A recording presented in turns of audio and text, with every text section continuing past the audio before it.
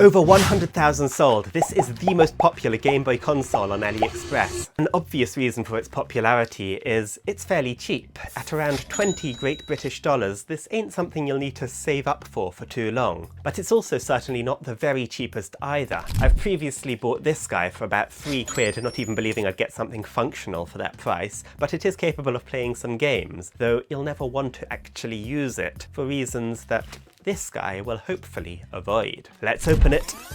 Here it is. They've included a cable, some wipes, and a screen protector. Wow, I wasn't expecting anything additional at this price. The manual with spelling mistakes. You gotta love Chinese companies. Sell 100,000 of these and don't bother to get someone who knows English to fix their manual.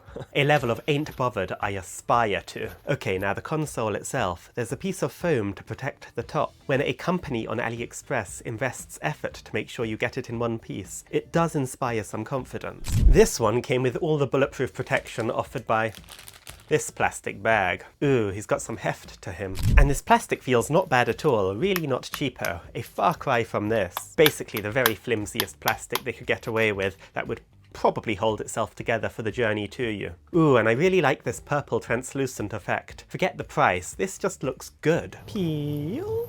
It's got a screen protector.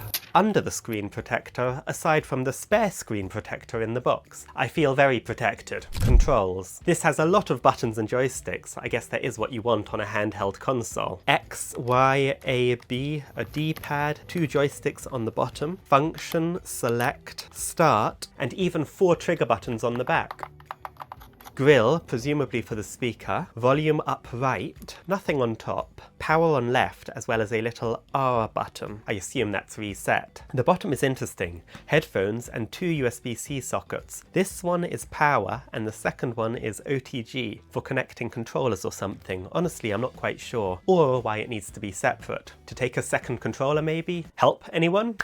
I really like the fact that it has an accessible, replaceable battery, and not such a small one either, at about 3000 milliamp hours. Well, we'll see how long it powers it for. Okay, is there anything I've missed? Yes, there's also an SD card slot. That's cool. Oh, and a second one hiding under this quality control sticker, which apparently has the operating system on it. Very curious. Now, I'm really no expert on controller tactility. I'm strictly a PC gamer, by which I mean I have an online chess addiction. But on initial feel, they press easily without feeling loose. The joysticks feel great too, and push in. The trigger buttons on the back have a much clickier feel, though they are a bit on the noisy side. Back on the front, this promises a 3.5-inch big screen, in case you're wondering if that qualifies as big.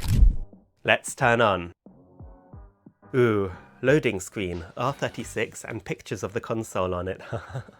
Then Arc OS 2.0 and loading up stuff. Honestly, the screen ain't as small as I was expecting. I mean, I'm used to a big screen smartphone, but I think without my digits covering half of it as they would be if I was playing a mobile game on my phone, I think this will be fine. It's meant to be a 640 by 480 pixel HD screen, the problem being that that is not high definition. That is standard definition. Blatant porkies aside, there is much more to screen quality than numbers. And wow, this is a nice bright display. I'm impressed. It's almost too bright. I hope I can turn that down. Yeah, honestly, it's a really good looking panel considering the resolution. I was expecting a pixelated haze, but really this is more than usable. It's good. Just compare it to this guy. That's one of the main reasons you'd never want to use this guy despite its price. It's just completely washed out. It's night and day between these two. Hopefully this one also has a little more oomph inside, to use the technical term. So let's test it with some games, but first on paper so we know what we're working with. It has a 64-bit processor, which gets smoked by mobile chips from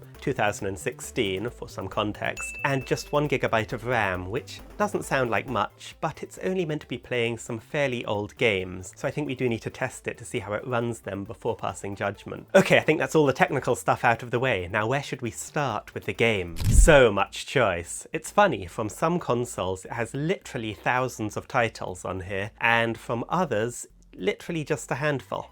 Ooh, I always wanted a Game Boy Advance. Not sure if I dare play Nintendo ROMs though. They're not known for having a sense of humour about that kind of stuff. Maybe we'll try some of these ones instead. Ooh, and some PSP ones. Let's start with some lighter 2D action, and then step it up to the more intensive 3D titles. I really like the old bullet hell games, and there's plenty of them on here. The light games run real smooth.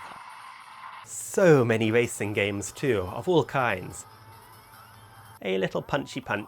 I was never much good at these. It's worth noting that while I won't show the gameplay for not getting copyright striked by Nintendo reasons, DS games may play, but many of them need the dual screen and are quite awkward to play on this despite some workarounds they've added. It rather spoils the fun having to view the two screens tiny on the main screen or switching between them constantly. Not a lot of fun. Finally, let's go to the PSP for some of the heaviest 3D games on this thing. But even before trying those, while playing, this really gets quite hot, and we haven't even started the hard ones yet.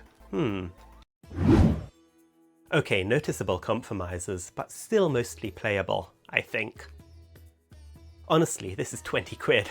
The fact that it can run them at all is absurd. I think it's also worth noting, these are older games copied or pirated from old consoles, and it may be a different sort of fun than you're used to from modern games. There's less hand-holding from the beginning. You may well fail the first level a few times. Not to say that they're not fun, they absolutely are, just it does take a little bit more commitment to get into. Okay, lastly, why is this so popular? Well, there's obviously the fact that the incredibly competitive price is backed up by it being a really solid handheld console. It's honestly hard to think how you could drop £20 to have more potential fun. But additionally, there is the viral marketing angle. I think this form factor strikes a chord with anyone who has any Gameboy nostalgia from their childhood, and possibly as a result, this has been featured on a lot of semi-viral or viral TikToks as a retro games console, which I'm sure hasn't hurt the sales figures. It's also been sold on Amazon and TikTok Shop.